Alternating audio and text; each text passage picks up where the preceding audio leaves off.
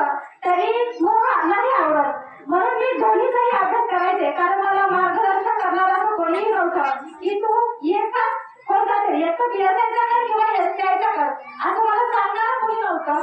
कारण मी स्वतः आधी अनुभवायचे आणि नंतर ते पुढे हे करायचे, म्हणून मला जास्त दिवस लागले.